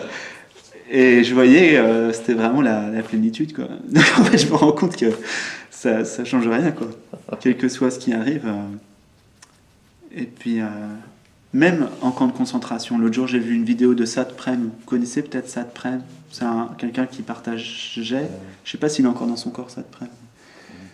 Et ben, avec mère et tout ça. Et ben, Sad Prem, il était en camp de concentration. Ouais. Et il dit, de là où je suis, avec cette conscience-là, même en camp de concentration, ça change rien. Parce que il y a des identifications entre la perception et ce qui est vu, ce qui est.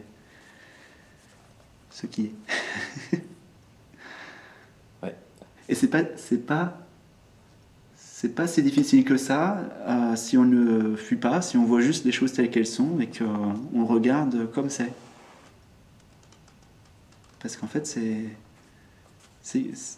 c'est cool. Vous êtes dans un endroit complètement sécuritaire. Vous êtes dans le canapé, quoi. Il n'y a pas de problème. Ouais. Vous êtes dans le fauteuil, et puis devant, il y a l'écran de cinéma. C'est parce qu'il y a la perception du toucher, on s'imagine que c'est plus intense que quand on regarde un film. Mais non. Ça paraît, mais non, en fait.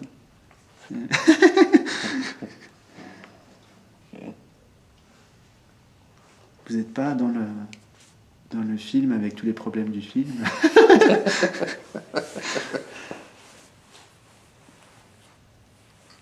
Est-ce que j'ai répondu un peu à ta question ou... Ouais. Complètement.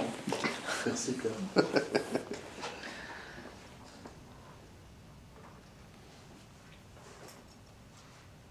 Est-ce qu'il y a d'autres choses qui viennent?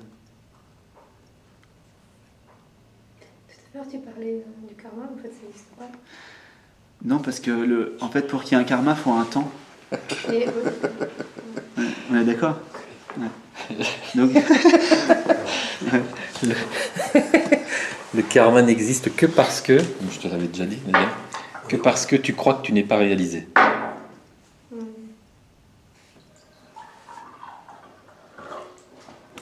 Quand tu es consciente d'être, pure conscience, où aurait sa place là-dedans d'être la pure conscience, la place d'un karma, ça n'a pas de sens, quoi. Voilà. Donc ça n'existe que pour ça. Entre guillemets, ça existe. Parce que c'est une illusion, en fait. Mais il a un but. Bien sûr. C'est de te rappeler justement que tu es au-delà. Voilà. Ouais. Merci le karma. Oui, le merci le karma. Merci la vie, merci l'incarnation. Et même merci. Ouais. Tout peut servir d'outil, de toute façon. Ouais. Mais ce ne sont que des outils.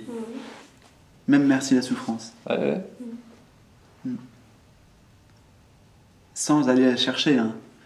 Mais il n'y a pas besoin d'aller chercher la souffrance, mais la souffrance qui se présente est là pour pointer vers là où il n'y a pas de souffrance.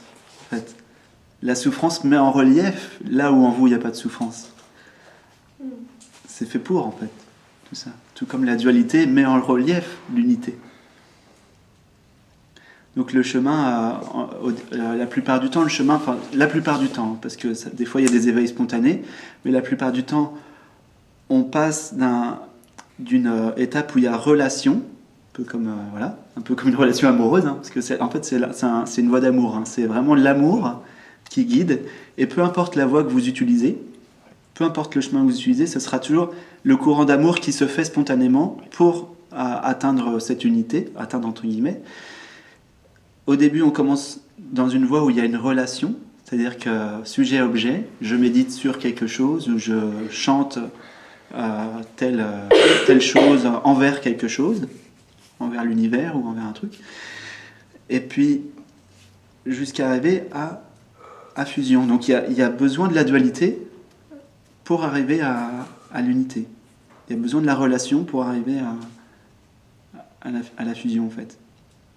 Je sais pas si c'est très... Ce que je veux dire, c'est que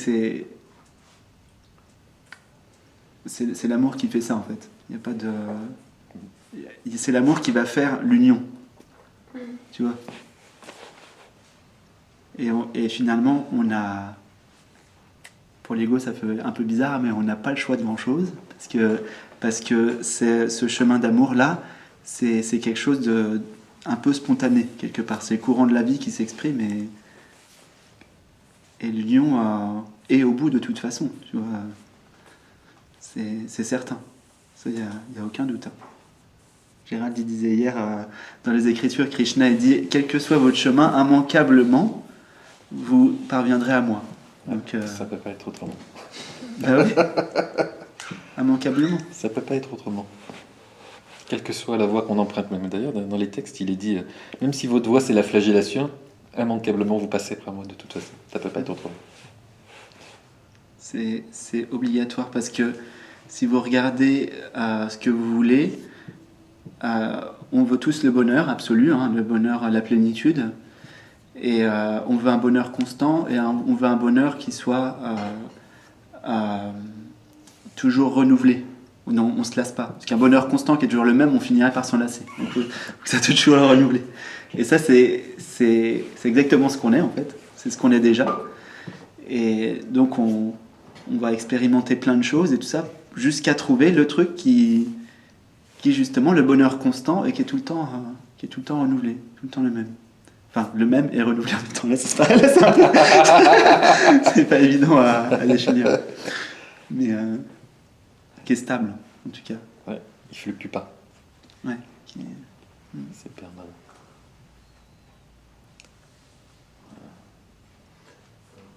Moi, j'ai une question. Alors, c'est purement mental, à mon avis. Ah bon, on se refait pas. Non, mais quand tu dis, par exemple, c'est des petits exemples, mais c'est l'amour. Tout à l'heure, quand on voit dans les films, Ration, c'est la joie. Ouais. Avec mon mental. J'essaie de ne pas dire, mais ça peut venir que de ça. C'est quand même des émotions. Donc, en fait, les émotions qu'on a, nous, ouais. moi, Stéphane, et c'était de joie qui est ouais. à mon petit niveau. Ouais. Mais cette joie qu'il y a quand tu regardes au fond des choses, ben c'est quoi la différence? En fait, c'est pas une émotion. Mais qui est adapté au mien. Alors dans ce cas, c'est pas de la joie. Si, mais en fait, c'est un sentiment. C'est un mot qu'on dit, mais c'est pas de la joie, c'est autre chose. Ah, c'est important de clarifier ça parce que. L'amour aussi, quand on dit l'amour universel. C'est de l'amour ou c'est. Non, exactement. C'est pas l'amour humain. Et c'est pas la joie humaine. Je parle pas, là, quand je dis, c'est très important de le préciser. Oui, non, mais c'est ça, parce que souvent ça revient, ouais. Je comprends un peu. Donc, c'est important d'en parler. C'est très important de voir ça. Ouais. En fait, la joie, l'amour et tout ça, c'est ce qu'on est fondamentalement. Comment je le sais? Eh ben, c'est simple, vous regardez des petits. N'importe quels petits animaux, quasiment, hein, des petits canards, même des petits enfants, en fait. Vous voulez jouer, en fait. Vous avez peut-être oublié, hein, mais. On veut jouer, les enfants veulent jouer. La conscience joue à se découvrir, à se découvrir elle-même à travers elle-même, c'est-à-dire à travers ce monde. Donc c'est un jeu. Dans jeu, jouer, il y a aussi joie, on pourrait dire. Donc c'est cette joie de se redécouvrir, mais c'est pas une joie, comme je disais tout à l'heure, émotion, ça veut dire ex movere. La joie, c'est pas une joie qui vous met en dehors de vous. Et en méditation, des fois, sans rien faire, c'est-à-dire que c'est une joie sans objet, ce dont je parle. Vous faites rien. Le mental se calme. Vous sentez la paix. Ça, c'est le process classique en méditation. De cette paix, il y a un sentiment de libération. Je suis libéré de mes pensées. Je suis libéré de mes émotions. De cette libération, il y a de la joie. Ça, c'est spontané. Et la conscience, en Inde, on dit, elle est Satchitananda. Elle est être, conscience d'être, parce que être, ça suffit pas. Il faut conscience d'être. Vous savez que vous êtes. Et il y a joie dans cette conscience d'être. Ouais, c'est la félicité. C'est voilà, Ananda. Et c'est cette joie dont je parle. Et là, on le sait, mais alors, on ne peut pas en douter, quoi. Quand on sent cette joie qui est là, on sait que c'est nous, en fait. Enfin, que c'est nous, que ça coule de la source, en fait. C'est ça. Et c'est de là qu'on agit une fois l'éveil, en fait, une fois le basculement. Comme je disais à Gérald hier, avant de faire des conférences où, par exemple, il y a beaucoup de textes qui viennent spontanément, avant de faire des conférences, je sens que ça commence à pousser. Là, quand je parle, c'est vraiment pas Pierre qui parle, c'est vraiment ça pousse. Et c'est cette joie, c'est cet amour, mais en fait, qui n'est pas l'amour humain, qui est cette unité qui s'exprime et qui parle. Et on peut agir à partir de là, quoi qu'on fasse. Ça, c'est... Gérald, il me disait tout le temps, passe par le cœur, arrête de passer par la tête, arrête de méditer avec ta tête, médite avec ton cœur. Et en fait, c'est vraiment... ça, il y a vraiment une clé, quoi. Mais on comprend vraiment ça... Enfin, si on peut le comprendre... Si, quand même, c'est bien de le dire. On peut le comprendre. On peut comprendre. Mais c'est pas humain. C'est pas une joie dans le sens... qui résulte, genre je bois un chocolat chaud, il n'y a pas d'objet. Il n'y a pas d'objet. En fait, dans cette joie-là, il n'y a pas d'objet. Et l'amour, c'est pareil. L'amour dont je parle, c'est pas un amour avec objet. Ouais. Oui. C'est sans objet.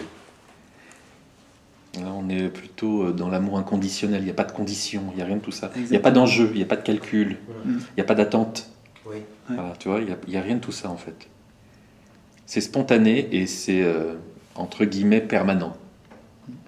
Voilà. Donc il y a la source, cette conscience qui ne fluctue pas, et de la source, il y a tous les torrents, on pourrait appeler ça comme ça, qui coulent, et ça se manifeste comme joie, amour, service, créativité, toutes sortes de choses, parce que c'est limitant aussi de dire la joie. C'est pas que joie, hein. Des fois ça peut être aussi une paix extraordinaire, ou enfin tu vois, on pourra... C'est une grande sérénité. Ça se renouvelle tout le temps, on peut pas dire... Le goût de la conscience change en permanence et pourtant il y a quelque part toujours quelque chose qui est toujours pareil, mais c'est une saveur, là je dis saveur pour employer des mots bien sûr, mais qui peut pas être limitée, par des qualificatifs. C'est difficile de définir la conscience. On peut pas, c'est indifférencié quoi. Il n'y a pas de définition en fait pour la conscience. En plus, elle est non née, donc elle ne naît pas. Il n'y a pas de processus de naissance avec la conscience. Elle est incréée, elle n'est pas créée. Elle ne s'inscrit pas dans un processus de création. Tu vois, donc c'est pas évident à expliquer. Tu vois. Alors, ça ne peut être que vécu, qu'expérimenté, qu'être accepté. Les enfants n'ont pas de souci avec ça. Les enfants n'ont pas de souci avec ça. Les enfants, pour eux, c'est déjà là, quoi. Ils acceptent tout de suite. Voilà. Ils accueillent, c'est là. Ils se posent pas de questions, quoi. On le dit de toute façon dans les textes. Le Christ dit à un moment donné, si vous ne vous retournez pas, c'est-à-dire se retourner intérieurement, et que vous ne vous faites pas petit enfant, vous n'entrerez pas dans le royaume de mon Père. C'est une telle clarté, c'est tellement évident qu'il faut retrouver justement cette dimension d'enfant, de pureté. Vierge de... Exactement. Conscience, quoi. Alors après, des fois, l'ego, il va saisir ça pour essayer de mettre une image de l'éveillé. Exactement. Donc ça, c'est drôle. Par exemple, Exactement. On va avoir tendance à croire que parce que, je sais pas, mais des façons d'agir qui vont pas calquer avec l'idée qu'on a d'un éveillé parce que, je sais pas, imaginons je ris trop fort, ou par exemple là j'ai les jambes croisées, donc là non c'est pas bon parce qu'énergétiquement il faut avoir les deux pieds au sol, etc. Donc, enfin tu vois, tout un tas de trucs, tu vois. Et en fait c'est... Ben non, c'est pas ça. C'est juste pas ça, quoi. C'est juste pas ça du tout. L'amour et la joie peuvent prendre des formes... toutes les formes. À l'infini. Et même des formes qui ressemblent à de la colère, hein, pour en faire une boucle avec ce que tu as dit. Regarde Zargadata, c'était pas un temps. Ouais, c'est ça. Quand il envoyait il avait une façon d'instruire qui était très très drôle. Mais bon, ça Ouais. tape le poing sur la table, comme je dis souvent. Oui, c'est ça. Ouais. Ça peut arriver. Et en même temps, avec des fois où c'était tout autre chose. Quoi. Ouais. Ouais. Mais avec un tel détachement. Comme dirait un prof que je connaissais de Systema, il disait je te frappe avec amour. C'était pas pour. Non, mais c'était pas pour. T'avais une tension. J'ai te expliqué ça marche pas. Regarde, je te l'ai fait doucement. Et je t'ai fait un geste qui était pas brut, mais c'était pas. Il y avait aucune haine ni rien. Bien sûr. C'était juste pour le résultat. Naturellement. Voilà. Même à Mama, j'ai vu Amma hurler sur quelqu'un devant tout le monde, pas de problème. Par contre, l'instant d'après, c'était terminé. Ouais. Bien sûr. Donc, Quand je dis hurler, c'est hurler. ouais, bien sûr. Hein. Ouais.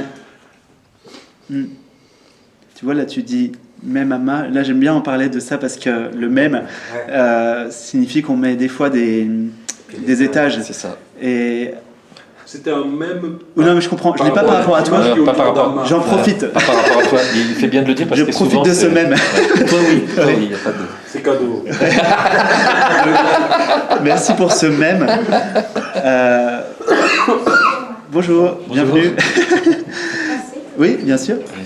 Et donc, on a tendance à mettre des catégories comme ça. Et ce dont je me suis rendu compte, c'est que après cette réalisation, je voyais vraiment, et là ça m'a fait vraiment bizarre, c'est-à-dire je revoyais une photo de Ramana Maharshi, je revoyais une photo d'Amma, il n'y avait plus le mouvement qu'il y avait avant. C'est-à-dire avant il y avait ouah, c'est Ramana, c'est Amma et tout, c'est Jésus. Et maintenant ça fait plus ça. Ok, je peux mimer, je peux mimer quoi, mais ça résonne plus quoi. Parce qu'il n'y a rien qui change. En fait, tout émane de la présence de ce que vous êtes, tout émane de la conscience, et même Amma est inclus dans cette présence. Il n'y a aucune différence.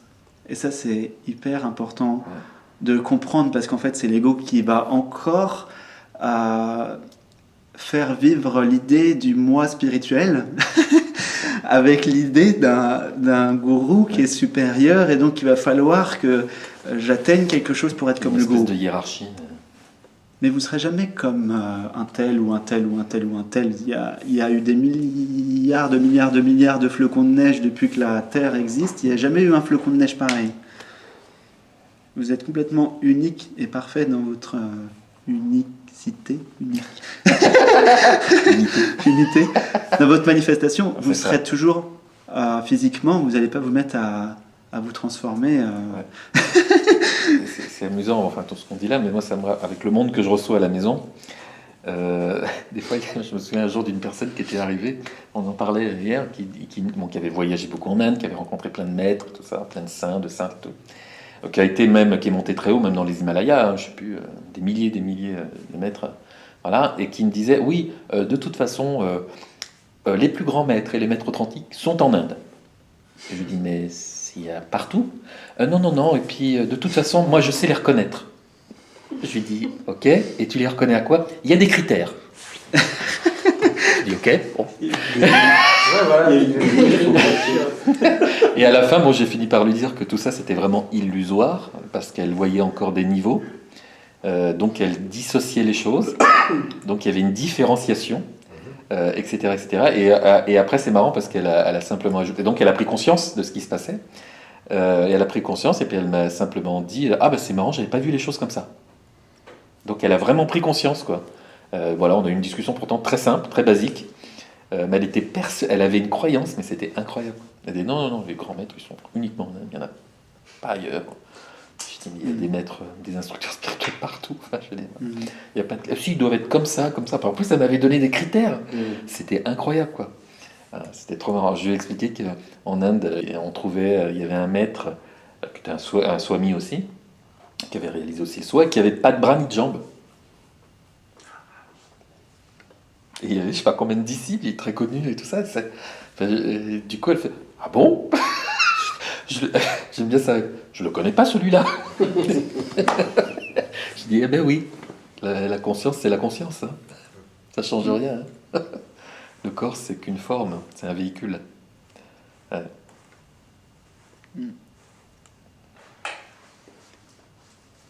Et ils passent leur temps à nous le dire en plus. C'est ça qui est fou, quoi. Bah, Tous, hein. Amma le dit tout le Jésus temps. le dit tout le temps, Amma le dit tout le temps, et bien d'autres, en fait, tous. Hein. Ou Ramana, ou tout ça. Donc, voilà, accepter ça.